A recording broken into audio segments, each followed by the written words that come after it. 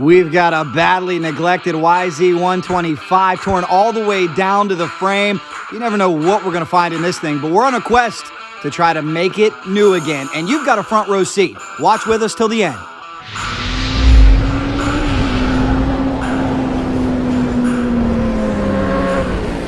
If this doesn't work, I'll use the press. Guys, I want to give you an inside glimpse into some real professional maintenance here. Glenn doing a great job. What are you doing here, Glenn? Just heating this up so the bearing comes out much easier, I hope.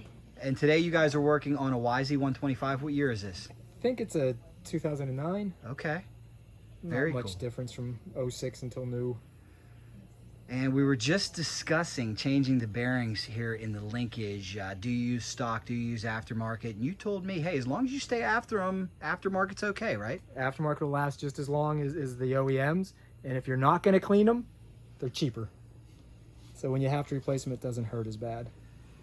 Well, that's really cool. You guys got a good story and a good project here. You were giving this YZ 125 a complete overhaul, helping out a young buddy who needs a little bit of TLC, a little bit of maintenance. It looks like you're doing everything to this bike. Yep. Tell me what all you're doing to it.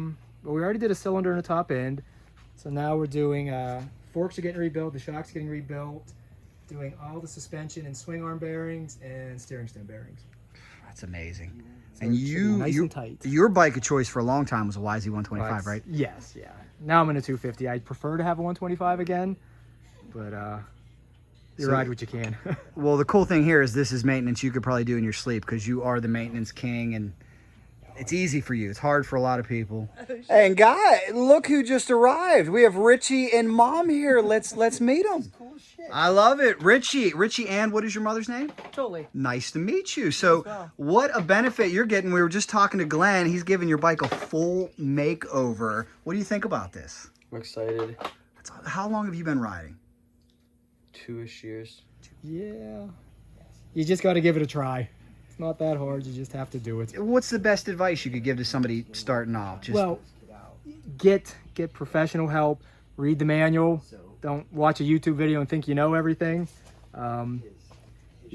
Manuals are a wonderful thing. It has torque values. Like these bearings, some of them don't bottom. You have to read the manual. They sit in 4 millimeters, and if you don't read the manual and you sink them in there, they're never going to work. That's what we were talking about. I was your age. I made so many dumb mistakes. I just told you about half of them. Cracking the engine case over, tightening it, leaving my bolts loose here. I did that one time on the carburetor boot, sucked in a bunch of dirt, but it's all part of the learning process, right? Yep. Mom, what do you think that he's got some good mentors looking over his shoulder? Absolutely. I'm super thankful for them all, for the help and their time. And what's cool is they're teaching you the right way. How often do you recommend somebody taking the linkage apart? We do about every 40 hours. I'll grease the linkage, and if you can do that about every 30, 40 riding hours, you almost never have to change any of these bearings. This is the result of never doing that. Like I say, the swing arm actually, I think the cage broke on one of the bearings, which means it's actually even going to be harder to get out, but that's lack of maintenance. That's just letting them sit there, watch the bike, never ever grease them, and they go bad. Well, that's what we were talking about. When I was a kid, I was guilty of it, that you ride it till it breaks. That's just how it goes. But we know that's not the way you want to be. You want to stay on top of this stuff. What are some of the things you've tried to do so far? I'm sure you wash your bike, right? Yeah, I wash the bike. We just do all the little stuff. Okay, you put a jet kit in? Very cool. Somebody do that for you. Yeah, someone did that. I'm sure they've taught you to lube the chain, right? Yeah. Those kind of things. Stay after the air filter. Well, that is pretty cool, man. I mean, what do you think about this bike? How fun is it out there in the woods? A lot of fun. Do you ride with these guys? No, I ride with Andrew and stuff. Oh, okay. I bet you'll be riding with these guys here pretty soon. So Learn from the best, right? Now, I have to tell people, when somebody shows up, Sunday rides, they come up the next Sunday and their bike's still dirty coming off the truck, means they didn't wash it. When you wash a bike, you find all these little things that are bad and bolts that are missing, and you can hear this clunk in your suspension, and you know it's time to grease them. So always wash a bike after you ride it. Oh, look at those needles coming out. yeah, this is what happens when they haven't been out in a long, long time. Or greased. Yeah, we're going to use the puller instead of the hammer on this one. They're in there tight. That's what happens. They're so hard to get out. If you stay after them, though, They come out they easy. come right out. Yeah, we have the puller will make it work. He's got all the right tools, which helps. Right? And Mom, we talk about this all the time. You know, these millennials, the younger kids, the Gen Zs, it's all about device, device, device. To see him out doing something hands-on like this, and Love it's it. Physical. Love it. It's a great way to grow up, right? Yep, absolutely. Better off in the woods and the streets too, for sure. Amen to that.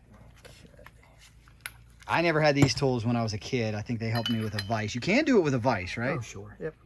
But it helps to have the right stuff. Yep. All right, so we're going to pull this guy.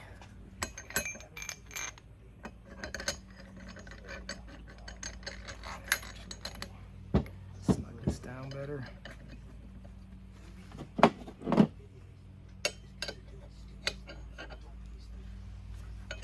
should be tight enough.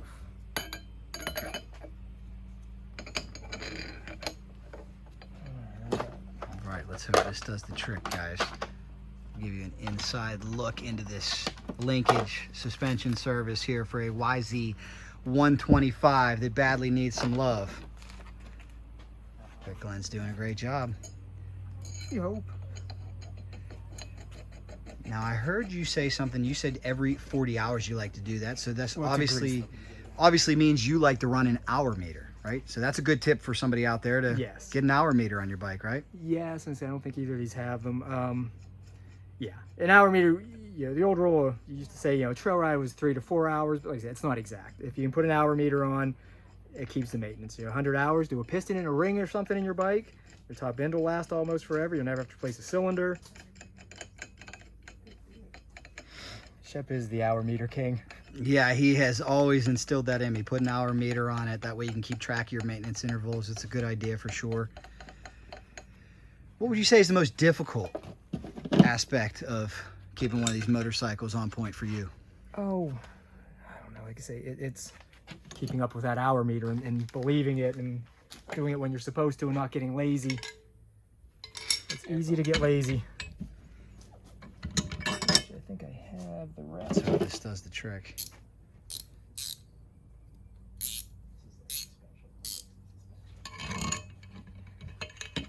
All right. Comes. That's still a little warm.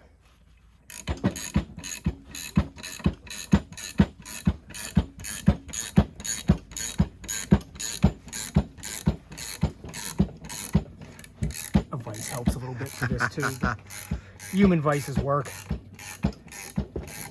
Well, you put heat on it, you got the right tools, Yeah. and despite the intense neglect, I think we're getting somewhere. I think we're getting it. And for all you watching out there, yes, this is why you want to stay on top of it. Take them apart, grease them when you can. That way they don't get stuck in there. There's one. There it comes. I'll have to do it again on the other side. All right. And I've seen these bikes. I've done a few restorations where they've been left outside and years of abuse where Sure. you pull the bearing and the surface underneath the bearing may be It's bad. bad. And Well, then you I- really have a problem. Yeah, I've had swing arms like that. When you pull the bearings out, they're gouged. And it's a new swing arm time. Yeah, and that can get very expensive. Very You expensive. can get lucky and maybe find some parts on eBay, but now even with bikes going up, parts are going up too. Back orders, people are reluctant to give up parts now. Yeah, it's tough. There's the bearing. Bearing right there. I used to say these weren't terrible. Yeah, I've seen a lot worse. Yeah. I can tell you on my RM125 when I first got it, every single needle fell off. I don't think it had been greased in years and years and years. And probably. my hour meter was ride every day after school, work on it 3 months later. So it was abused. But we've all been there. That's how we all learned how to ride. Huh? How about that? Okay, that's not too That's bad. beautiful. That's That's beautiful. what you have to watch if you let them go too long.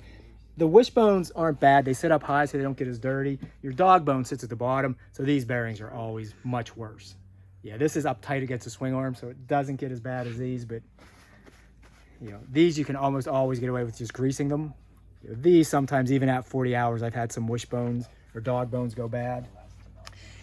And I'll get you to speak on this, but I know something that the suspension guys have told me that I think a lot of people neglect, a lot of young kids, they don't want to do this maintenance and whatnot. If your linkage is not working properly, your suspension is not going to work properly. I've been guilty in the past. When you let it go, you can tell. Like the first ride when you change it, it's like, oh yeah, those roots and rocks and bumps that were knocking me over the handlebars, it sucks them back up. So yeah, anything that binds stops that suspension from traveling. It locks. So it makes a big difference. That's what I say. This young kid, it's going to feel like a brand new bike. He's never rode it, right? So he's going to be amazed. He probably thinks he was never riding before. I can't believe I tried to ride that old piece of crap. Well, that is really cool. You guys are helping him out. How many years have you worked at a motorcycle shop? I started in '94. How about that? You got a few years of experience under your belt, don't you? More than half my life, yeah. Good Lord, good for you. Let's take a look at this motorcycle, guys. Yeah, it looks like we're at a AMA Supercross pit over here. I love it. How many hours do you think you'll have into servicing everything? 4 configure 2, shock 1, so there's 3 suspensions, about a 4-hour job. Oh, you're going to do the suspension yourself?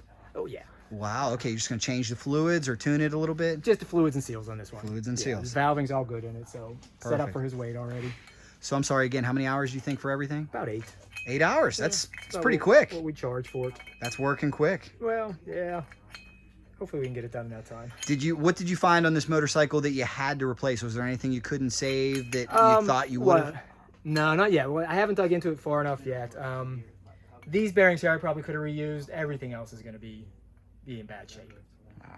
You see that swing arm, when I freed it, it went ting, which means the cage on the bearing snapped, so that was destroyed. So he could run into a little bit more cost here than he anticipated, but you can see right now Glenn's got it cleaned up so well. It was pressure washed, and then even after you pressure wash it, you got to clean your bike properly. That's another reason why you want to stay after it and take it apart too, that you and I were talking about. There's a little bit more to it than pressure washing. You're not going to get all the dirt off when you pressure wash it. That's what this young kid did. He pressure washed it, brought it over, thought it was clean, and you can see all the dirt that was still wedged in those little crevices in the suspension. Nobody ever cleans those properly. Yeah, and that can create some problems as well, guys. So he's going to feel like he has a new bike, that's for sure. And that's what's cool, keeping these old 2-strokes alive. They need just a little bit of maintenance, a little bit of TLC, but it goes a long way. I promise you that. And probably the biggest thing, if somebody's watching this and they're totally new, the biggest #1 thing is stay after that air filter, right? Oh, absolutely. Yes, that's why we had to put a cylinder in this bike, Ah. because it pulled dirt. I took the plating, the Nicosil right off the cylinder, and it got expensive. And see, now they have no excuse. I came from the day when you had to wash and oil your air filter, but now they're so cheap that you can actually buy them pre-oiled. That $10 for an air filter, that's a lot cheaper than a cylinder. Yeah, some of those no piston oils and rings. stuff at that price.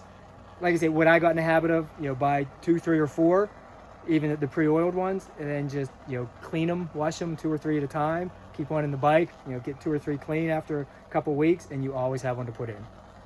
No doubt, guys. If you have any tips, let us know down below for sure. Wherever you may be watching this from, we appreciate it. I'm getting an education watching you do it this way. I love it. I wish I had these tools when I was a kid. Yeah. Socket and a vise is what we would use. Socket and a vise. We got it done though. Yeah, it worked. Just a nice vise here would make this a little bit easier, but heat helps out tremendously too, huh? Yeah, that way I can hold it by hand. If it wasn't hot, I'd probably need the vise. And I see you're skilled with that as well, because you don't want to leave that in one area too long. Yep, no, you want to try to get it heated evenly. Pulling them out is not so bad when you put them in. If it's not heated evenly, it can caulk, and you get a hot spot and a cool spot. But for the most part, you can put these in without heat. It just makes it easier. What is the #1 upgrade you like for the YZ125 for the woods? See, 125, I didn't like a flywheel weight. If you can afford it, the stroker kit actually helps. Yeah. Instead of the big bore, makes it a 142. But honestly, a good set of V-Force 3s will actually give you some bottom end to mid-range you don't get with the stock reed valve. It's probably the easiest, least expensive thing you can do to make it woods rideable. All right, so I'm going to play devil's advocate right here. I love what you're doing because I'm a KX250 guy. I converted a motocross bike into a woods bike. But to ask you, why are you a Yamaha guy as opposed to a KTM, a Husky?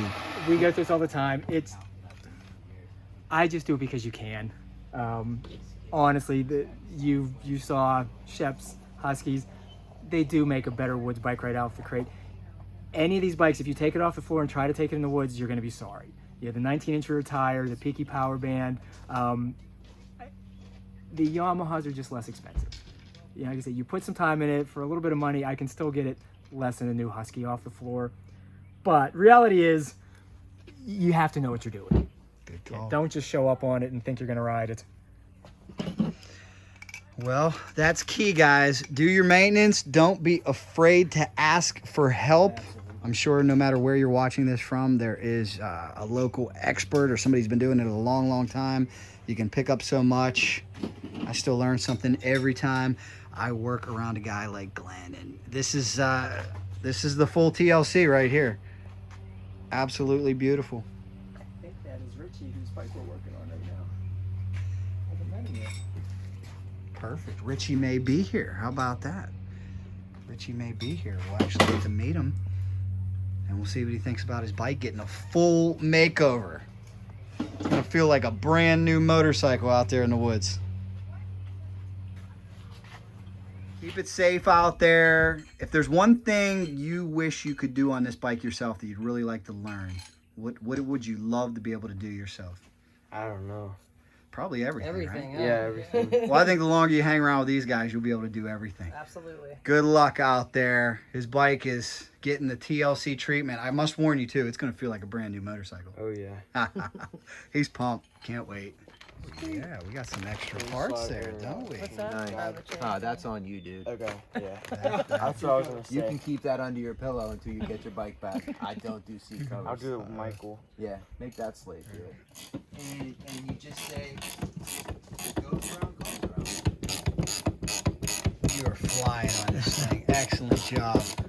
Well, that was It's got cool my to Friday. meet him. Yes, it is. That was cool to meet him. Looks like he really appreciates it, huh? Absolutely. Really cool. You Makes guys you feel good. You guys are helping him out, giving him an education that he's going to remember for years.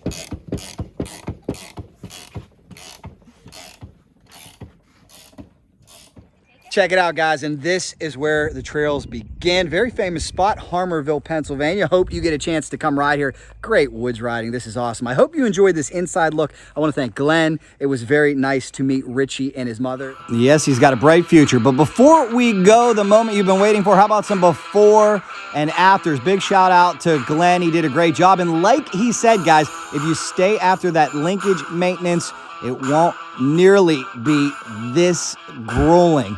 He had to do a lot of work to get those bearings out, but now we've got this young man on the maintenance schedule. We won't see this anymore. Here's a look at some of the bearings that had to come out. They just absolutely fell apart.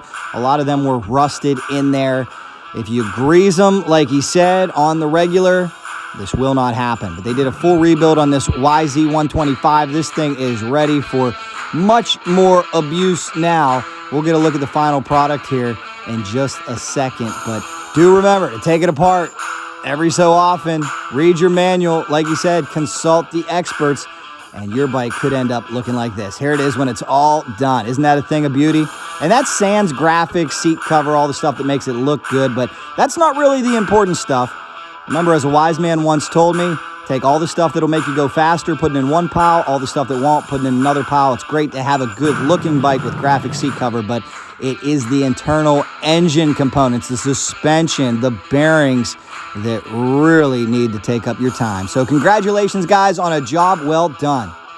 And if you have any similar stories, leave them down below. Shout out to my buddy Ray, because I remember when I was about Richie's age, 13, 14, and just got a bike, didn't know anything about working on it. Ray helped me out. I had some big time mistakes, but that's how you learn. One time when I left that boot loose, sucked in all kind of dirt. Let's just say I was the only guy at Steel City Motocross going the other way down the hill to bump my bike in gear while the 30-second card was out. That's how you learn to tighten it up, especially when you got to go buy a new piston, rings, and get your cylinder replated. So thank you, Ray, and I hope you guys enjoyed it. Stay after that maintenance, and if you like that video, here's another one for you. Subscribe right in the middle, and if you like anything, dirt bikes, off-road racing, desert racing, Off-Road Racing Insider is your spot. Thanks a lot, guys.